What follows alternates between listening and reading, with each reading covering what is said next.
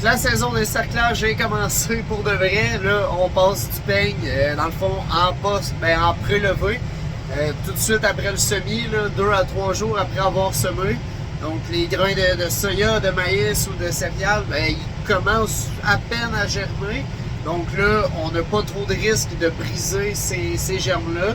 Fait que c'est le moment idéal pour passer. Puis quand que les céréales là, ou le soya, le maïs sont pas trop germés encore, c'est vraiment pas tant risqué de passer le peigne parce que justement, il n'y a pas de germes à casser, il n'y a pas de racines à casser.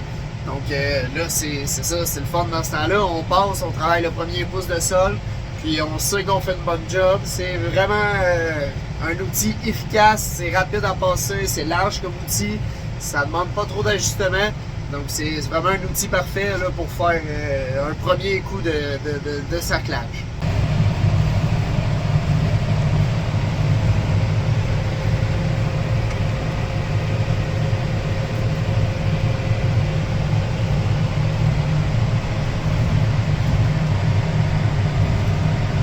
Alors, où est-ce que ça devient plus problématique avec le peigne, c'est quand on a des petites mauvaises herbes comme ça qui ont commencé à faire leur première feuille. Ça, le peigne, il faut qu'il soit vraiment agressif pour être capable de déterrer ça. Sinon, il reste enraciné, ces petites mauvaises herbes-là. Mais le problème en ce moment, c'est que notre soya, il est au stade crochet comme ça.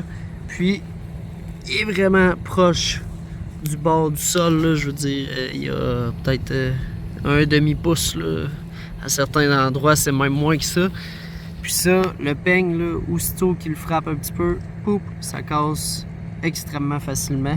Ça prend à peine un petit coup, là, pop, puis ça le casse. Fait que c'est ça. Ça devient super dangereux de passer le peigne. Tout ce qu'on peut faire, c'est de passer vraiment en surface, puis vraiment smooth, là, pas être agressif. Mais ça, ça n'enlève pas toutes les racines, les mauvaises herbes là, qui ont commencé à avoir des petites feuilles comme ça. Là. Eux autres, ils bougent vraiment pas avec juste un petit peigne comme ça en surface. Donc, comme le peigne fonctionnait pas, je m'installe sur le cercleur. On va essayer de voir ce que ça donne. J'ai fait un petit test à la date. Là. Ça a vraiment l'air de faire une belle job. Là, le problème, comme d'habitude, c'est sur les rangs de soya, on n'a pas de dents qui travaillent. Là. C'est seulement les doigts cresse ici.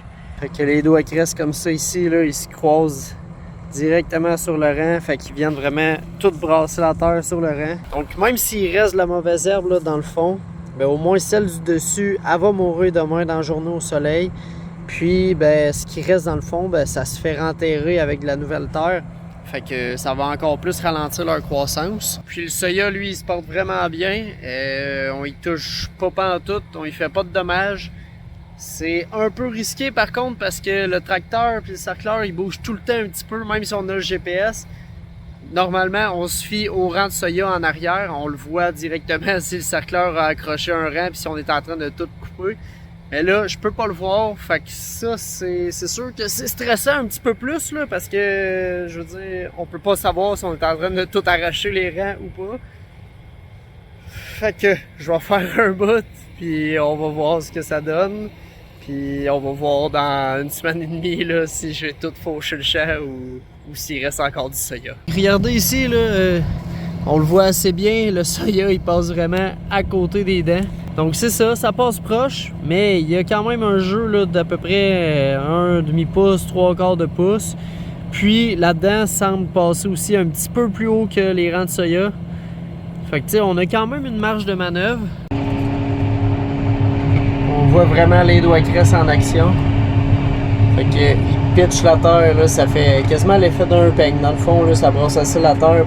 Donc on est dans le champ où j'ai passé le cercleur en prélevé. On peut voir là, que la petite mauvaise herbe, on a réussi à vraiment la ralentir assez pour que le soya il soit rendu plus grand là, que cette petite mauvaise herbe-là qu'il y a sur les rangs. Fait que ce que ça permet de faire quand on a du soya qui est rendu plus grand là, que cette petite mauvaise herbe-là, c'est qu'on peut être plus agressif avec des machines comme par exemple la picoteuse. La picoteuse, elle va pouvoir rentrer, elle, puis vraiment tout relever la mauvaise herbe. Là. On en voit plein des petits fils blancs qui ressortent comme ça. Si le soya était à la même grandeur que les mauvaises herbes, on arracherait aussi le soya.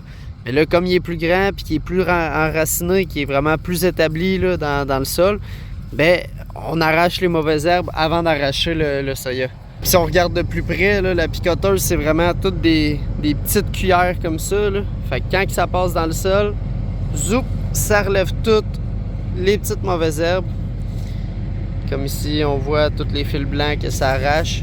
Ça arrache aussi des plants de soya une fois de temps en temps. Mais ça, c'est normal. Faut être agressif pour être capable d'enlever de la mauvaise herbe. Donc, être agressif veut aussi dire que forcément, on va perdre un petit peu de plants de soya. Mais c'est pour ça qu'en biologique, on a un taux de semis. Donc, on sème beaucoup plus de grains de soya à l'acre qu'en culture conventionnelle.